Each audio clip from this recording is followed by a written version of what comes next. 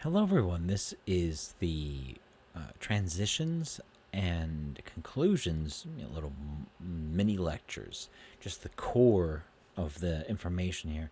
Since we want the in person classes to be active and moving and all those fun things, I mentioned it last week that I think it's best that the more passive part of our class can be online. You can view at your own leisure, your own freedom, all those wonderful things. The information in these lectures are important, though they can be on the test and you will be graded on them in our presentations and our projects. But I didn't want to take class time, our precious, precious class time, to go over them. It's more passive information getting presented to you. Anyways, let's start with transitions. Let's jump right in. What are speech transitions? Speech transitions are just that. They're the magical words and phrases that help your argument flow smoothly. Often these are very short,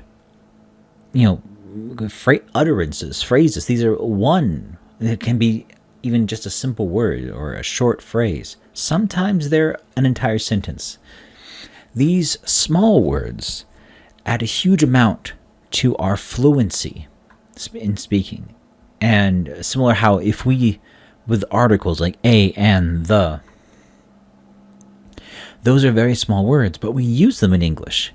If you don't say articles, your English sounds much worse than if you do. So even though they're very small words, they're very important for sounding much more fluent.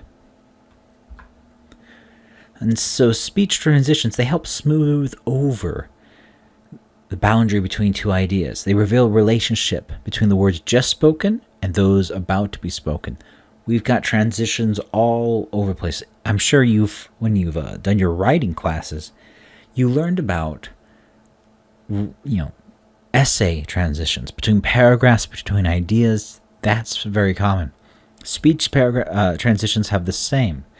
Of course, also in art, we have transitions. Film and television have transitions. That's just how the human mind thinks. Speech transitions, or really any transitions, they help our audience understand the message. That's why they're so important.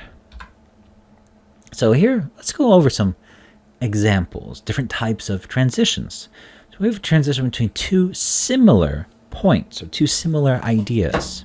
I'm going to drink, excuse me while I drink some coffee.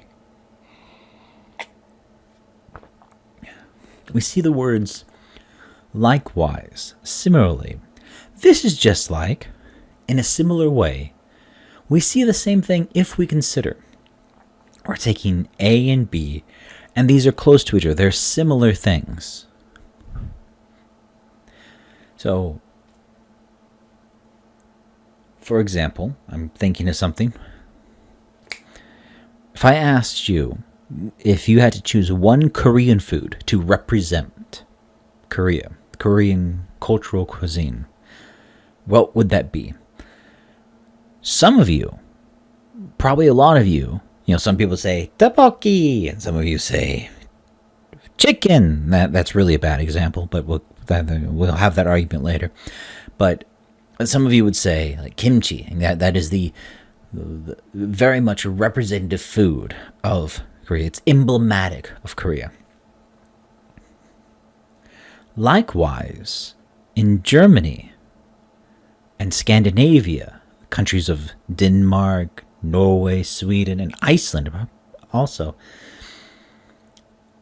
their representative foods that they eat every day are things like pickled cabbage, pickled cucumbers, pickled fish. They pickle a lot of their foods as well. They're quite similar in that regard. Why might that be? We don't need to go into the actual explanation of cold weather, but we have the word likewise. We're connecting Korean food with Scandinavian food and seeing how they're similar in some ways.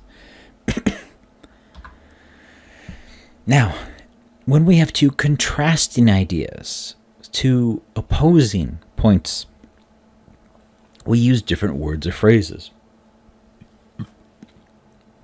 Words like however, conversely, on the other side, on the other hand. I know this is very popular. If we flip that around, yet we cannot ignore the opposing argument.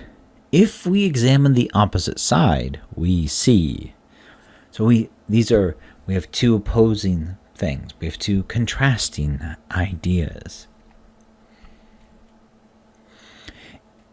In Korea, the staple food has been rice for thousands of years. However, in Mexico, it has been a kind of corn. There you go. See? Easy peasy. Two contrasting, two differing points, ideas. Now, sometimes we need to elaborate. We need to give more detail about those things. So different types of transitions. Transitions to elaborate on an idea.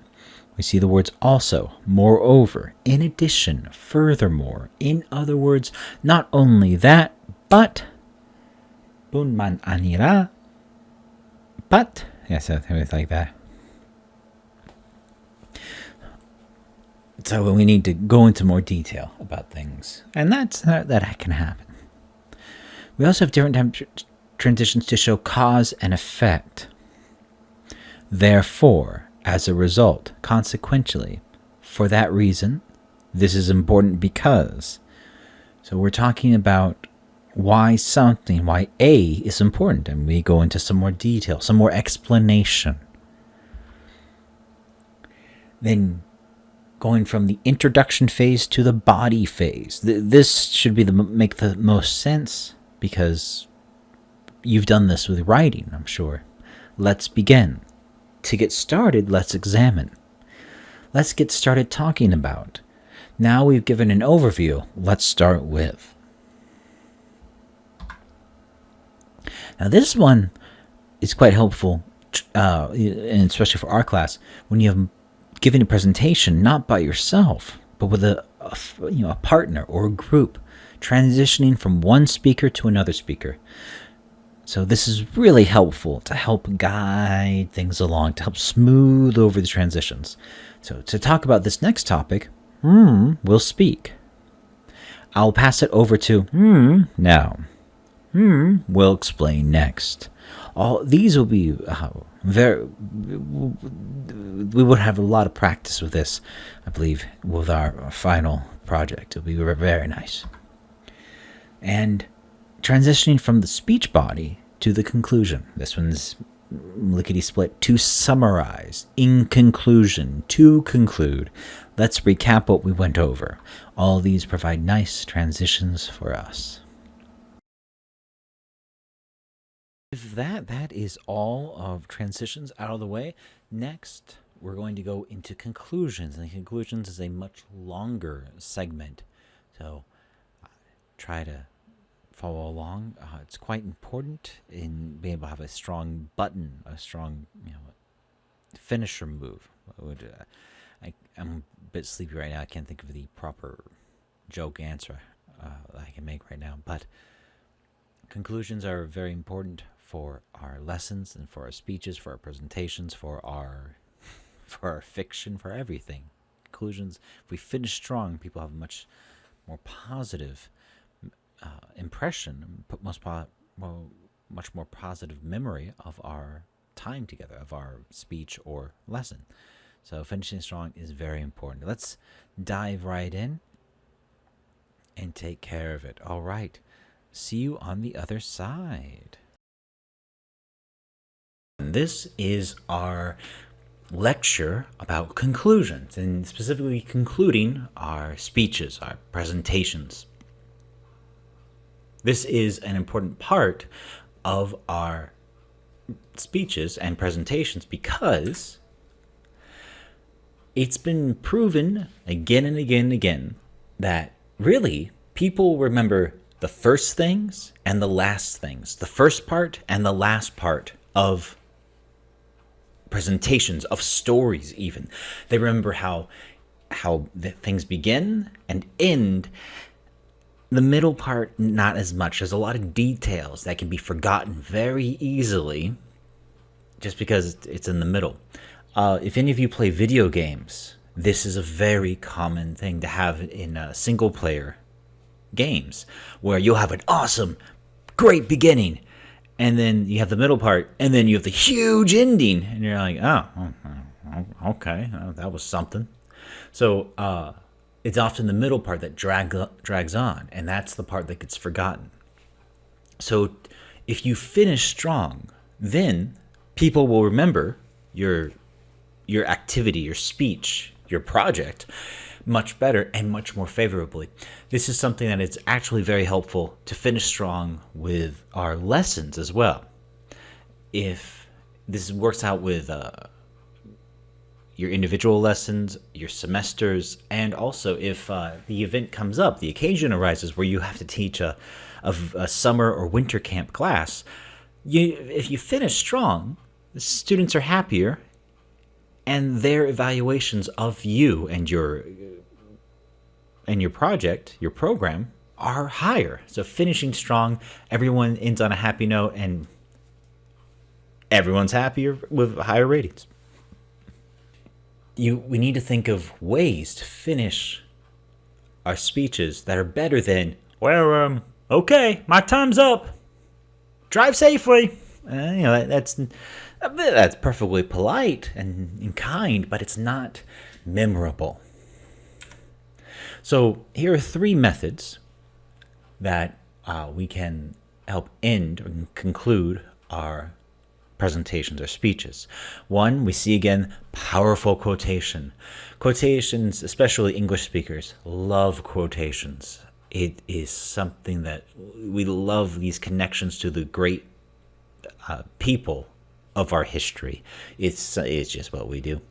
So it's part of a facet of English language to use quotations in context and out of context for our purposes. If you recall the Kennedy speech at Rice Stadium, he gave, it was 16 minutes long, and the part that I grew up knowing was just, we choose to do things because they are hard. Less than 3 seconds out of that whole speech, which has other merits, but that quotation has been used on me as when I was growing up in lots of different contexts to help try to motivate me and get me to do better. And but there's a lot more context that could have been used, but that still, quotations are very much a popular tool in the English language. The second method we have is to challenge your audience to do something. This is often also called the call to action. If any of you pay attention to the marketing language that is used nowadays, we no longer they don't say the word challenge. They say the word call to action. This is when they say, for example, on YouTube, when they say, hey, everybody, make sure to smash that like button and subscribe. And don't forget to press the bell so you don't miss a single video. That's the call to action. That's a challenge. And it's really stupid. And I find it insulting, personally. Like, this jerk is going to tell me what to do. But it turns out it works. If you don't tell people to press subscribe or press like, they don't do it. You have to tell them what to do. The general audience. Individuals are intelligent. People, groups are mindless and dumb. And that's where we get the herd mentality. And lastly, callback. Our third method is called callback. And that is when you go back to drawing upon a memory or got an earlier moment in your speech. This goes very well with the storytelling method of introducing. If you remember, if you have a story that you're telling, you bring it up throughout the presentation, and then at the end you call back to it and you show how it was all a unified, single piece of narrative, and it can be done very effectively. You might have heard this done, especially in if you go to church. Some of the better pastors or priests, they will use this method with great effectiveness of telling a story and then weaving it into relatable and comprehensible information for our daily lives, for our spiritual needs. Certain comedians, stand-up comedians, are very good at this as well. The American Dave Chappelle, he's very good at the callback, and then it makes it funnier and funnier as we go along. All right, so when you have your conclusion, your ending, what do you want the people to do or feel at the end? Everything has a purpose, so to speak, and that you are up in front for a reason. You're up there talking for a reason. You're given a task. You have a task to do. What are you trying to get the audience to do? What are you trying to get your students to do, your listener? Now, it can be very simple. And a comedian is just going up there telling jokes to get people to laugh. They're trying to be funny. That's it. That's their goal. I saw in the news that the TV show Gag Concert, they're taking a break because they're not doing their job. People aren't watching them because they're not finding it funny anymore. They're doing the same jokes again and again and again. And you do one joke one time, it's hilarious. You do it 1,000 times to the same audience, it's not funny anymore. So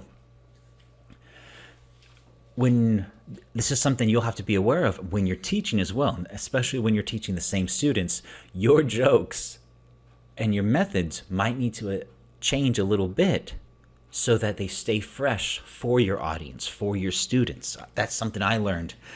And it can be hard, but it's something. So what is your job in your presentation, in your lesson, in your speech? What are you trying to do? Are you trying to educate? Are you trying to motivate, inspire? Are you trying to sell them something? Do you want them to remember something or remember a person? Are you trying to commemorate some event? Every speech has a purpose in some way, even if it's very simple in that you're trying to entertain with light, jokes about farting, or you're trying to inspire them to go out into the streets and protest and starve themselves for a greater purpose. So you'll need to choose your ending that will best support your goal, your purpose. So here's the first method with ending a speech with a powerful quotation. So this is the example. So your speech purpose is to inspire people to join your cause. It could be environmental, volunteering to help disabled people or homeless or people living in poverty or single mothers, any demographic, anything really. So we summarize the main points, and we want to finish with a great statement to make people go, yeah, woo, we're going to join you. We're going to open our wallets and give you money and support you. These are things. So borrowing words from revered or respected leaders aligns your cause with those they fought for. Powerfully blending the past with the present. This is a sneaky method, to be honest. Borrowing words from a revered and respected leader. So borrowing and stealing, when talking creatively, are very similar. There, in America, might be other English-speaking places too, but I know we heard in America, in that good authors borrow from other books. Great authors steal. So it's something that in the creative works we do. We borrow and steal from other people. Usually not wholesale. We don't take the whole thing. We don't take the entire song. We take parts of the song that we liked and blend it with our own. We fuse it. That's where we have the idea of fusion. That's literally what it is. I'm going to pause right now and give you an example. If I say fusion food, what do you think of? You're going to think, maybe you're going to think of it's kind of a new, cool food that's like new. You're taking one thing and another, and you mash it together and make a new thing. And that's true, especially how we say that, fusion restaurant. That's how we use it. But some foods that we now think as traditional foods of certain places, they're fusion foods. I'll give you an example of this. Look here. This is spaghetti. And where is spaghetti from? We have spaghetti and meatballs, spaghetti and cheese, lots of wonderful things. It's wonderful. It's delicious. But where is it from? Italy, right? It's from Italy. Now, we look at the ingredients of spaghetti. Where are noodles from?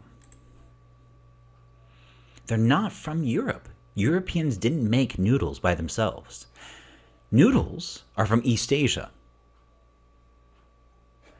And so the idea of noodles and making noodles had to travel from East Asia, from Korea, Japan, China, Vietnam, across Asia to Europe. And that's what, they did do that. They had lots of trade. Now, this red stuff, how does that get the sauce get that red color? That's right, tomatoes. Where are tomatoes from?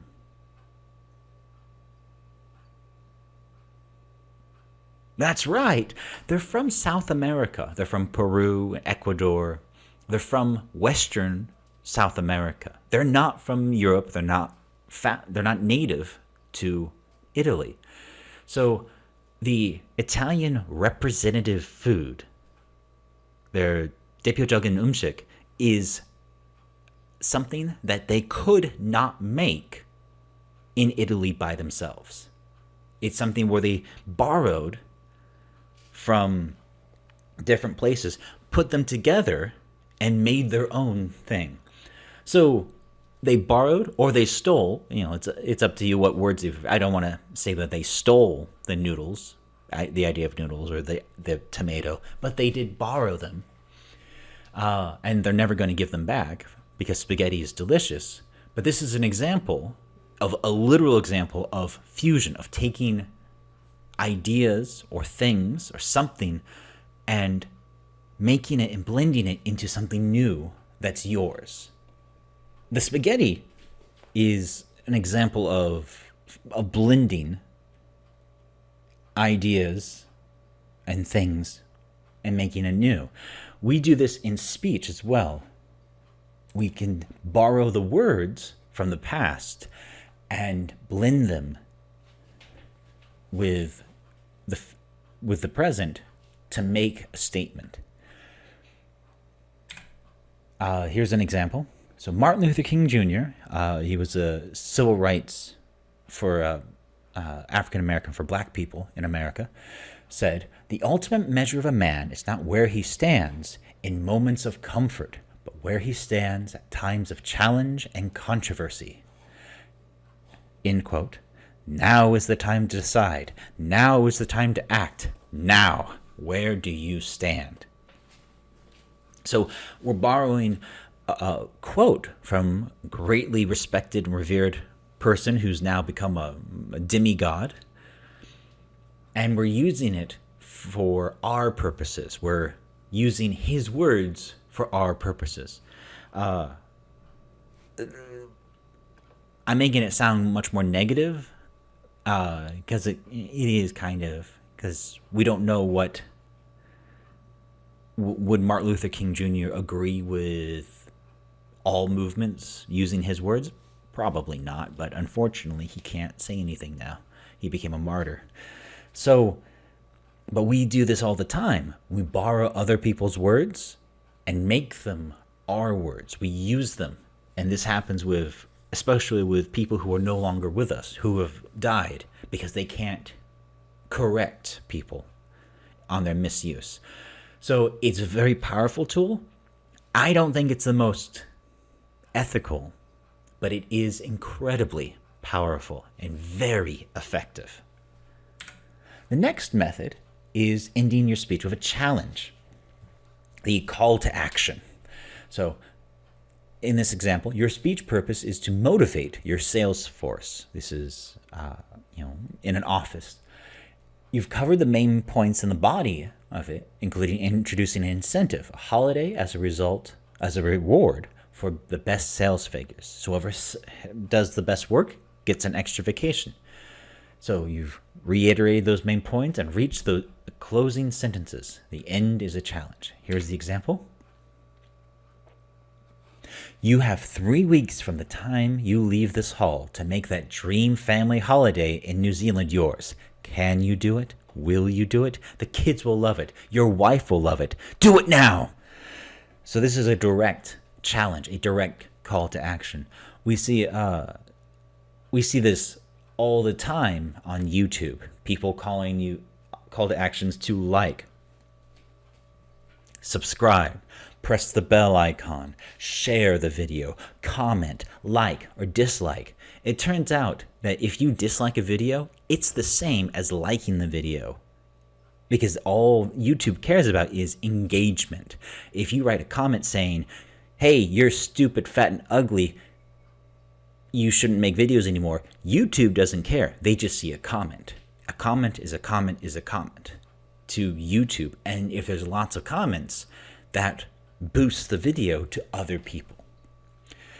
For one of the other classes, for the English pronunciation class that I have, I made an introduction video, and a lot of students, they did their homework as a YouTube comment. So for that video, I've got lots of comments on it. And so that video has a lot more views from other people who got suggested that video, or it was put on the autoplay queue. And so that video, which should only have less than 200 views, it has over 1,000. Now, most of those people, they watched for 1 second and turned it off. So, it didn't really help me. But that is an example where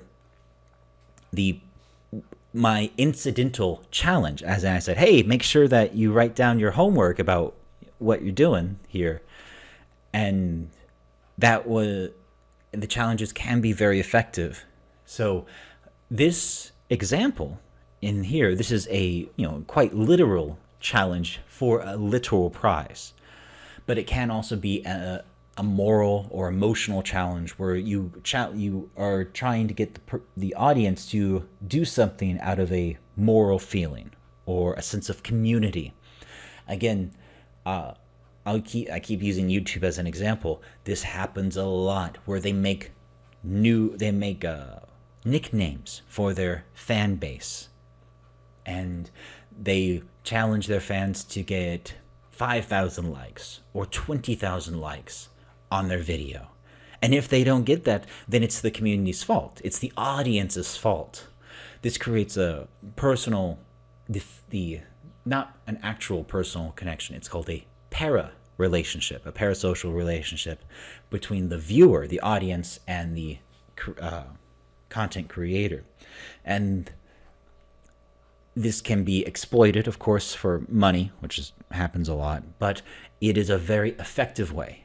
And especially if you go back and watch other speeches that I've shown you throughout this semester, how many of those speeches end with a direct challenge? A whole lot. Last week, or it was 2 weeks ago now, from the movie Network, the short speech of "Turn off your TVs."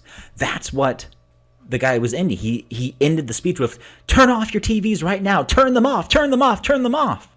He was trying to get people to do that. He was challenging the TV watching audience to stop watching it.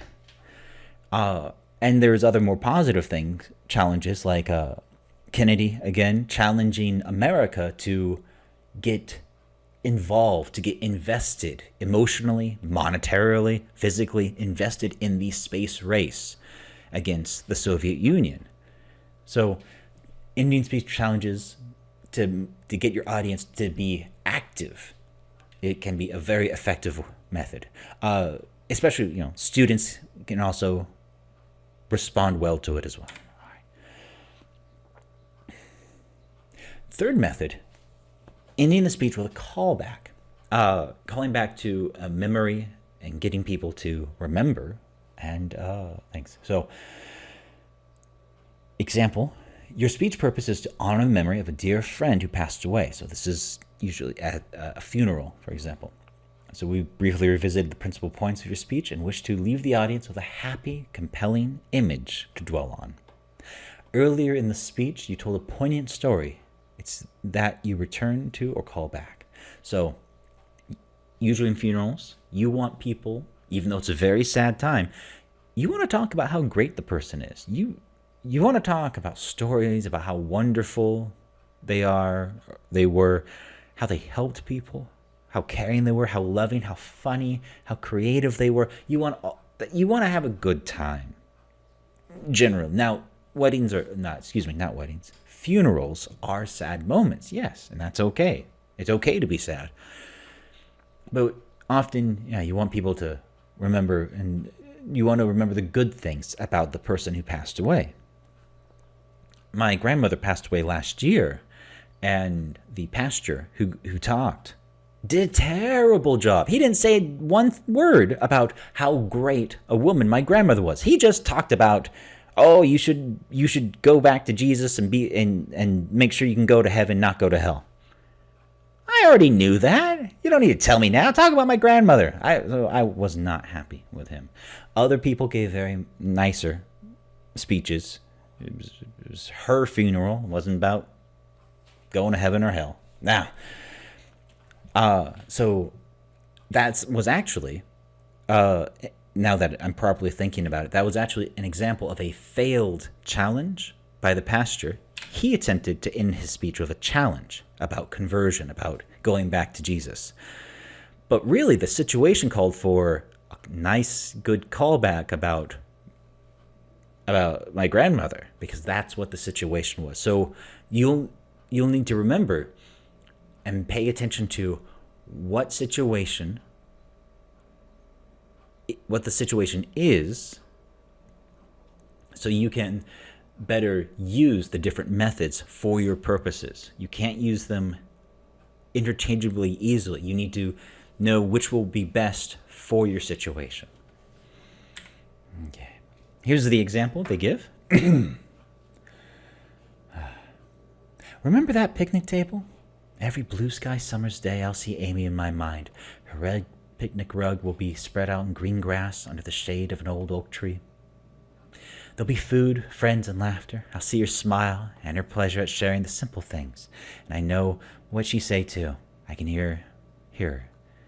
Come on, try a piece of pie. My passing is not the end of the world, you know. So this is an example of a just callback. And you know what? That's a nice thing. It feels nice. And that's what the situation, what the conditions of the speech called for.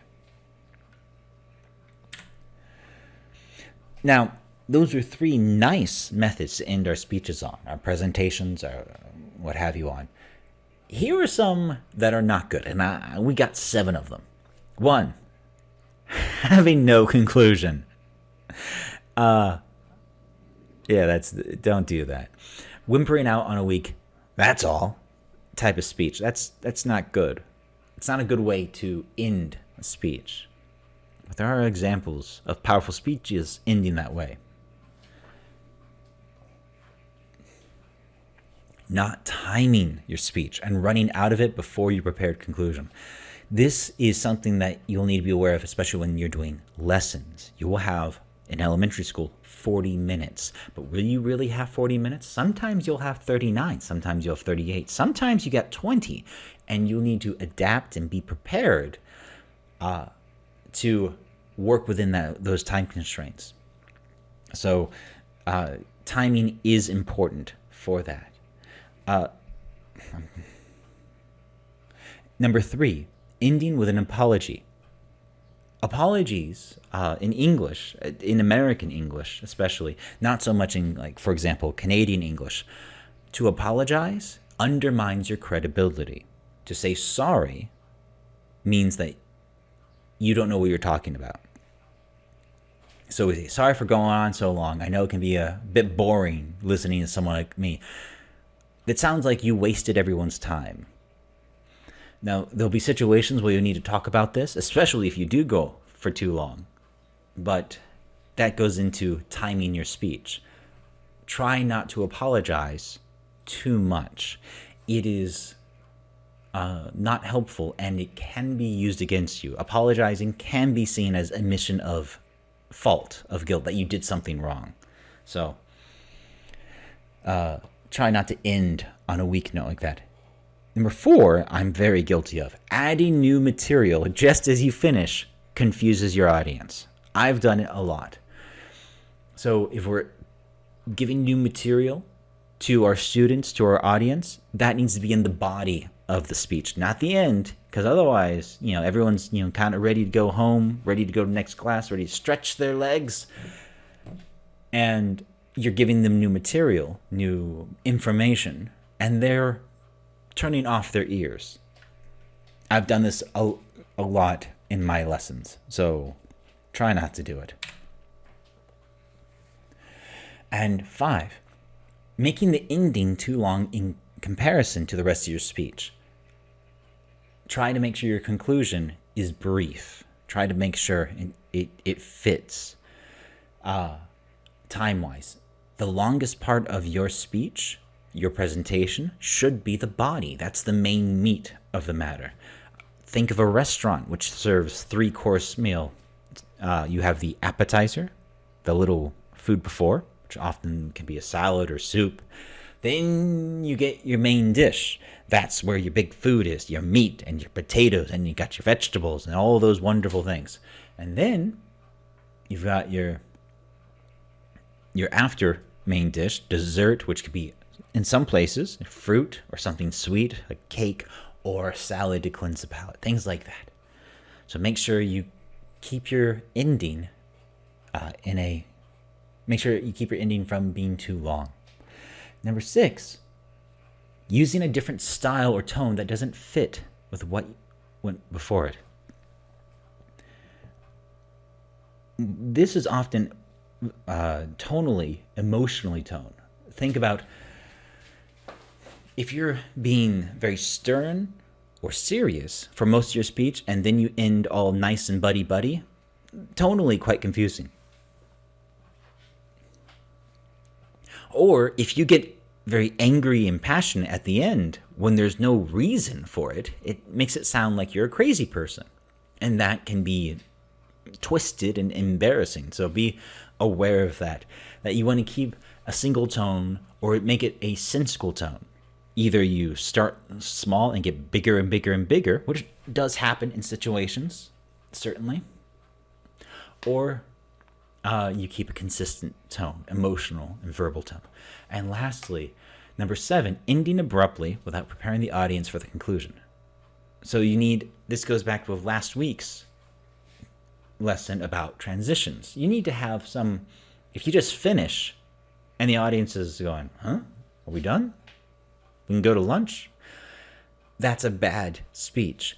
We need to prepare our audience, our students, for the end. It's things to be aware of.